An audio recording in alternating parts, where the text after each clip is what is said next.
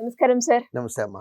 Sir చాలా వరకు government exam prepare అయ్యే స్టూడెంట్స్ ఎవరైతే ఉన్నారో, అంటే ఎగ్జామ్ రాయడం తర్వాత ప్రిలిమ్స్ ఎగ్జామ్ అనేది మెయిన్ టాస్క్‌గా భావిస్తూ ఉంటారు. ఎస్పెషల్లీ ప్రిలిమ్స్ క్వాలిఫై అవ్వాలి అంటే ఖచ్చితంగా మనం ఫాలో అవ్వాల్సిన రూల్స్ ఏంటి సార్? అమ్మ ఫస్ట్ సిలబస్.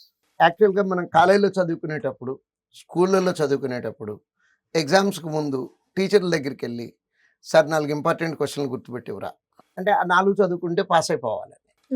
అటువంటి సిచ్యువేషన్ ఇక్కడ ఉండదమ్మా. యూజువల్‌గా ఇంపార్టెంట్ అంటే మీనింగ్ ఏంటి? ఎక్కువ ఎక్కువ క్వెషన్లు వచ్చేటటువంటి టాపిక్. బట్ ఇక్కడ ఎక్కడా కూడా ఏ టాపిక్ నుంచి కూడా ఒకటి కన్నా ఎక్కువ క్వెషన్లు రావమ్మా. మాక్సిమం వస్తే 2 క్వెషన్లు వస్తాయి. సో అట్లా ఇంపార్టెంట్ టాపిక్లు కాకుండా complete syllabus A to Z ఒక్క చాప్టర్ కూడా మిస్ అవ్వకుండా ముందు సబ్జెక్ట్ మీద గ్రిప్ తెచ్చుకోవాలి. అది ఫస్ట్ పాయింట్. యాక్చువల్‌గా ప్రిలిమినరీ ఎగ్జామ్‌లో కావాల్సింది ఏంటంటే అమ్మా, స్పీడ్ విత్ యాక్యురసీ. ముందు స్పీడ్ రావాలా, యాక్యురసీ రావాలా? యాక్యురసీనే రావాలి. అంటే ఎట్లా అంటే, ఫర్ ఎగ్జాంపుల్ క్వాంట్లో 35 క్వశ్చన్స్ ఉంటాయి యూజువల్గా ఏ ఎగ్జామ్కైనా సరే. ఎన్ని అటెంప్ట్ చేసామనేది కాదు వాళ్ళు పెట్టుకోవాల్సినటువంటి టాస్క్ ప్రిలిమ్లో. ఎన్ని పెట్టాము, ఎన్ని కరెక్ట్ అయింది. 100% యాక్యురసీ మెయింటైన్ అవ్వాలి. అంటే సబ్జెక్ట్ అది ఎప్పుడు కుదురుతుంది అంటే సబ్జెక్ట్ మీద గ్రిప్ వచ్చితేనే. ఫస్ట్ సబ్జెక్ట్ మొత్తం ప్రిపేర్ అయ్యి మాక్ టెస్టులు రాసుకునేటప్పుడు స్పీడ్గా క్వశ్చన్ పేపర్ ఆన్సర్ చేయటం కాకుండా స్లోగా 35కి 20 అటెంప్ట్ చేసాము, 20 కరెక్ట్ అయినాయి. అట్లా కన్సిస్టెంట్గా ఒక వారం రోజుల పాటు 20కి 20 వచ్చేటట్టు. నెక్స్ట్ ఒకవేళ 19 వచ్చినాయి అనుకోండి అమ్మ ఒక రోజు, రెండో రోజు 19 క్వశ్చన్స్ అటెంప్ట్ చేసి 19/19 రావాలి. అట్లా 2 రోజులు వచ్చాక మళ్ళీ 20 అటెంప్ట్ చేయటం. గ్రాడ్యువల్గా అది 30 ప్రిలిమ్స్ అయితే 35కి 35 అటెంప్ట్ చేసేయచ్చు అమ్మా. ఇది క్లరికల్ లెవెల్ ప్రిలిమ్స్ అయితే కనుక. అదే ఆఫీసర్ లెవెల్ ప్రిలిమ్స్ అయితే కనుక మ్యాక్సిమం టోటల్ టైంలో 25 క్వశ్చన్స్ 26 క్వశ్చన్స్ అటెంప్ట్ చేస్తే సరిపోతుంది.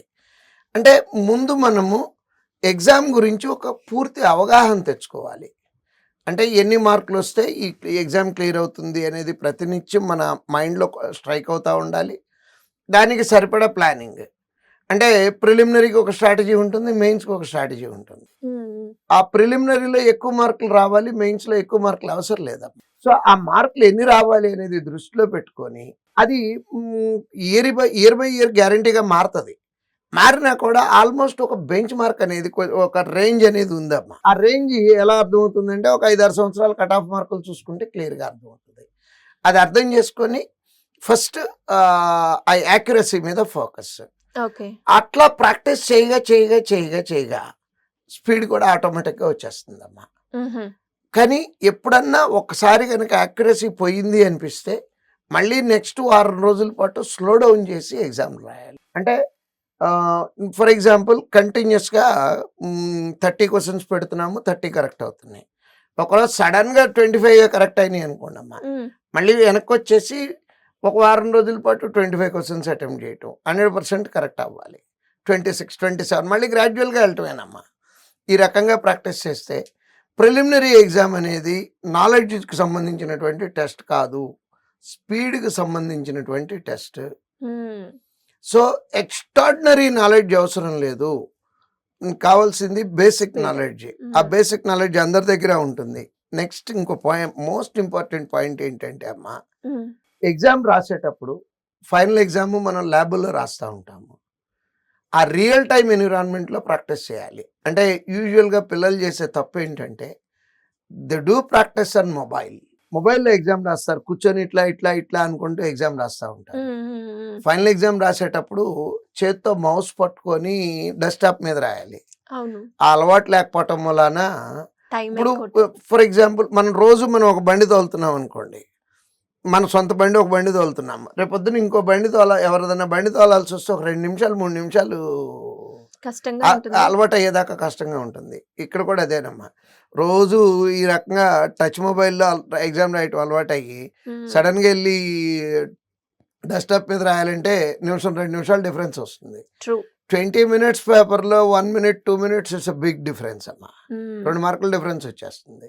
అందుకని అక్కడే ప్రాక్టీస్ చేయాలి. నెక్స్ట్ అది అంటే ఫస్ట్ నాలెడ్జ్, నెక్స్ట్ది యాక్యురసీ, స్పీడ్. తర్వాత స్పీడ్, నెక్స్ట్ వచ్చేటప్పటికి real environment practice, next real time exam అంటామమ్మా మేము. ఇంకోటి ఇది ఎలా ఉంటుంది? రియల్ టైమ్ ఎగ్జామ్ అంటే ఏంటంటే అమ్మా, యూజువల్గా ప్రిలిమినరీ ఎగ్జామ్స్ 4 స్లాట్లో జరుగుతూ ఉంటాయి. మార్నింగ్ 8:30 9కి ఒక స్లాట్, 12కి ఒక స్లాట్, 3కి ఒక స్లాట్, 5కి ఒక స్లాట్ జరుగుతూ ఉంటుంది. మ్మ్. ఒక్కో టైంలో ఒక్కొక్క వాతావరణం ఉంటుంది. మ్మ్.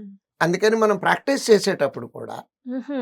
ఒకరోజు టెస్ట్ 9 o'clock టైంలో, ఒకరోజు టెస్ట్ 11 o'clockకి, ఒకరోజు 3 o'clockకి, ఒకరోజు 5 o'clockకి. హాల్ టికెట్లు వచ్చిన తర్వాత మటుకు ఖచ్చితంగా నేను సజెస్ట్ చేసేది ఏంటంటే real time exam. For example మనకి 5 o'clock స్లాట్కే వచ్చింది అనుకోండి అమ్మా, 5 o'clock స్లాట్ 5 o'clock టైంలోనే ఎగ్జామ్ రాయమని చెప్తాను. అంటే నవ్వుతూ ఉంటారు నేను ఈ మాట చెప్తే, నిజంగా అంత తేడా ఉంటుందా అంటారేమో. ఏం లేదమ్మా, 10 సార్లు ఇలా తీసుకొని చెమట తుడుచుకున్నాం అనుకోండి, ఎంతసేపు పడుతుంది అంటారు చెమట తుడుచుకోవటానికి? ఒక 3-4 seconds పడుతుందా? ఓ 10 సార్లు తీస్తే ఎంతసేపు అయింది? 30-40 seconds. క్వశ్చన్ అమ్మా, మ్మ్. క్వశ్చన్ అని అందరూ అంటారు, లైఫ్ అంటారమ్మా. నేను అది life changing number. Yes sir. అంటే ఆ రియల్ టైమ్ ఎగ్జామ్. నెక్స్ట్ ఇక్కడ మా దగ్గర రాసే పిల్లలు కూడా ఎగ్జామ్ రాయటానికి, ఎస్పెషల్లీ ఆడపిల్లల తల్లి, ఆడపిల్లలు నేనేం నెగిటివ్గా మాట్లాడట్లేదు. మ్మ్. ఎగ్జామ్ రాయటానికి ల్యాబ్కి వెళ్ళినప్పుడు కూర్చునేటప్పుడు అలా ఒకసారి పైకి చూస్తారు. ఎగ్జాక్ట్గా నెత్తి మీద ఫ్యాన్ ఉన్న చోట కూర్చొని ఎగ్జామ్ రాయాలి వాళ్ళు. ఎందుకంటే they search for comfort. It is human nature. Yes sir. నేను కాదని అంటలా, మ్మ్. అది కూడా ప్రాబ్లమే మాకు ఎగ్జామ్లో. ఎలా ప్రాబ్లమ్? ఇవాళ నిజంగా అవకాశం ఉంది కదా అని కరెక్ట్గా తిన్నగా తారం పెట్టుకొని కూర్చొని రాసినట్టు రాస్తూ ఉంటారు. రేపొద్దున్న ఒరిజినల్ ఎగ్జామ్లో గాలి రాని ఆ మూల ప్లేస్ పడింది అనుకోండి, మళ్ళీ కర్చీఫ్ మళ్ళీ 10 సార్లు తేడా వచ్చేస్తుంది. అంటే ఇవన్నీ వినేటప్పుడు ఏమనిపిస్తుందంటే, శ్రీధర్ గారికి వయసు పెరిగిపోయి చేదస్తం కొద్దీ మాట్లాడుతున్నాడు అంటారు. లేదు సార్. చేదస్తం కాదమ్మా, ఇది అనుభవం అమ్మా అది. Yes sir. అండ్ మీరు చెప్తూ ఉంటే కూడా అంటే ఒక ఎగ్జామ్ రాసేటప్పుడు సైకాలజికల్ గా మనం ఎలా ఆలోచించాలి అనేది అర్థమవుతుంది. అంటే మీరు చెప్పిన పాయింట్ ఎగ్జాక్ట్లీ ట్రూ సార్. అది స్టూడెంట్ అర్థం చేసుకుంటే వాళ్ళు ఈజీగా జాబ్ క్రాక్ చేస్తారు.